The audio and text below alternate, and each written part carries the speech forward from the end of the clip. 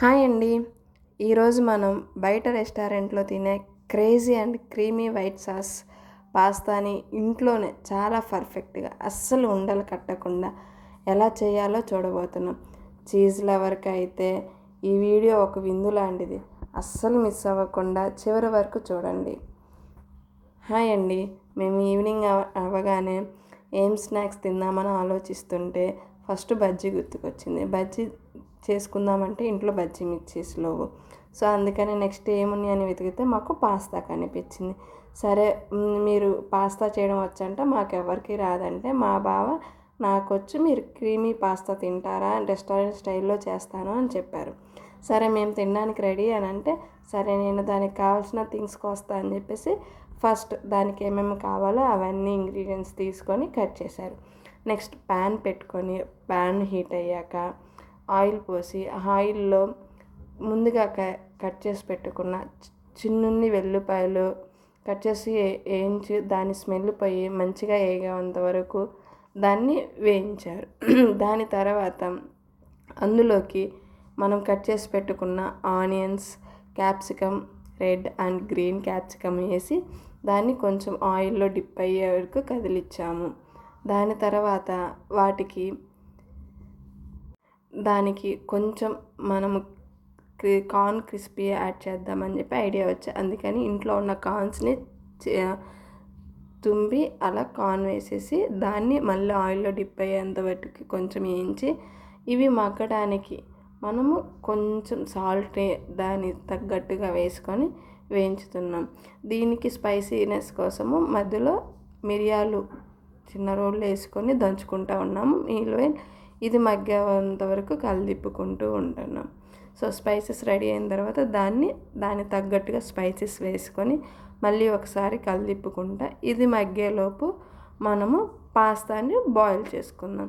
పాస్తాలో కొంచెం వాటర్ వేసి దానికి తగ్గట్టుగా సాల్ట్ వేసి 80% ఉడికే వరకు ఉంచి దాన్ని ఇలా కోల్డ్ వాటర్లో మర్చేసి ఈ మధ్యలో ఇది వేగేసరికి తీసి పక్కన పెట్టేసాము.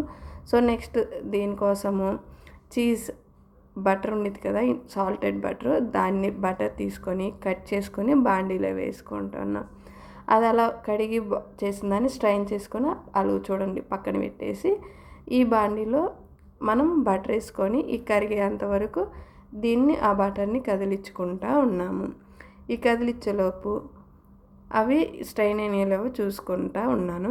సో ఈ బటర్ కదిలిన తర్వాత ఇందులో కొంచెం చిల్లీ ఫ్లేక్స్, కొంచెం ఇంతగా దంచుకున్న మిరియాల పొడి ఉంది కదా అది కూడా కొంచెం దీనికి స్పైసీ తగ్గట్టుగా వేసుకొని దాన్ని మనము కలిదిప్పుకుంటూ ఉన్నాం. అది కొంచెం స్పైసీనెస్ కొంచెం పచ్చివాసన పోయేదాకా ఉన్న తర్వాత ఇంట్లో ఉన్న మైదా పిండి దాన్ని ఒక 3 స్పూన్స్ దీనికి సరిపడినంత ఎగ్జాక్ట్ మెజర్మెంట్స్ అయితే చేయలేదు. సో దానికి సరిపడినంత మైదా పిండిని వేసుకొని ఆయిల్లో అలా బటర్లో మిక్స్ అయ్యేటట్టు కలిదిప్పుకొని ఉండలు లేకుండా కలిదిప్పుకుంటూ అది ఉండలు కట్టకుండా మెత్తగా వేగేటట్టు అట్లా సపరేట్గా పాన్కి అయ్యేటట్టుగా దాన్ని కదిలిస్తూనే ఉండాలి. అది కదిలిస్తూ కొంచెం మంచి స్మెల్ వచ్చే వరకు, పచ్చి స్మెల్ పోయి మంచి స్మెల్ వచ్చేంత వరకు అలా వేయించుకుంటూనే కలిదిప్పుతూనే ఉండాలి. ఇది ఇన్ కేస్ మనం మధ్యలో కలిదిప్పకపోతే అది ఉండలు కట్టి క్రీమీనెస్ మిస్ అయిపోతాం. సో అలా కలిదిప్పి అది వేగిన తర్వాత అందులోకి మనము పాలు మిక్స్ చేస్తాం. ఆ పాలు ఇట్లా ఒకేసారి మొత్తం పోయకుండా కొంచెం కొంచెంగా పోస్తే సో అది ఉండలు లేకుండా క్రీమీనెస్ టెక్చర్ బాగా వచ్చింది. సో అందుకని చెప్పి కొంచెం కొంచెం వేసి ఇట్లా కలిదిప్పుతూ ఉంటే సో చూడండి కొంచెం క్రీమీగా వచ్చింది, బట్ థిక్గా ఉంది కదా, అందుకని ఇంకొన్ని పాలు పోసి ఆ క్రీమీనెస్ అనేది ఎక్స్టెండ్ చేస్తున్నాం. సో మళ్ళీ ఆ క్రీమీనెస్ యాడ్ అవ్వడానికి కోసం, ఆ థిక్నెస్ పోవడానికి కోసం, మళ్ళీ పర్ఫెక్ట్గా అవ్వడానికి దాన్ని తిప్పుతూనే ఉన్నాం. అది కలిదిప్పుతూనే ఉంటే సో అప్పుడు మనకి దాని యొక్క క్రిస్పీ వైట్ సాస్ రెడీ అవుతుంది. సో చూసారుగా ఫైనల్గా అది కలిదిప్పుతుంటే ఎలా రెడీ అయ్యిందో. సో ఇప్పుడు వేయించుకొని పక్కన పెట్టిన దాని యొక్క వెజిటేబుల్స్ అన్నీ ఇందులోకి మిక్స్ చేస్తున్నా ఈ వైట్ సాస్లోకి. వన్స్ ఇట్లా కంటిన్యూషన్గా మిక్స్ చేస్తే ఇది ఉండలు కట్టకుండా క్రీమీ స్ట్రక్చర్గా బాగా ప్రిపేర్ అవుతుంది. ఇది బాయిల్ చేసుకున్న పాస్తాని కూడా స్ట్రెయిన్ చేసుకొని పక్కన పెట్టుకున్నాం కదా, అది కొంచెం ఆరిపోయాక ఇట్లా ఆ క్రీమీ స్ట్రక్చర్ రెడీ అయ్యాక వేసుకొని దాన్ని మొత్తం మిక్స్ అయ్యేటట్టు బాగా కలుపుతూ ఉండాలి. వన్స్ ఇట్లా కలిపిన తర్వాత మొత్తం ఎలా కలిసిపోయిందా అట్లా కలుపుతూ తిప్పుతూ ఉండాలి. చూడండి ఎట్లా తిప్పారు. అది అయిపోయిన తర్వాత దానికి cheese, next final step cheese, దీనికి సరిపడినంత చీజ్ వేసి దాన్ని డైరెక్ట్గా ఎక్కువ సెగ లేకుండా సిమ్ములో పెట్టి దీన్ని చీజ్ని తిప్పుతూ ఉండాలి. దీంట్లో కొంచెం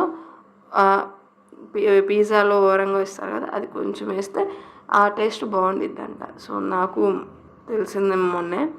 సో మీరు కూడా అట్లా కొంచెం వేసుకొని ఆ చీజ్ని అంతా కరిగేలోపు వేడి వేడి పాస్తాని సర్వ్ చేసుకొని తింటే ఆ టేస్ట్ చాలా బాగుంది. బట్ మేము వీడియో తీస్తున్నాం అనుకున్నాం కానీ అది వీడియో మిస్ అయిపోయింది. చూడండి పర్ఫెక్ట్గా cheese restaurant style cheese pasta ready. మీకు మా వీడియో కనుక మీకు నచ్చినట్లయితే లైక్ చేయండి, కామెంట్ చేయండి, షేర్ చేయండి. మా ఛానల్ని తప్పకుండా సబ్స్క్రైబ్ చేసుకోండి. See you in the next video. Bye.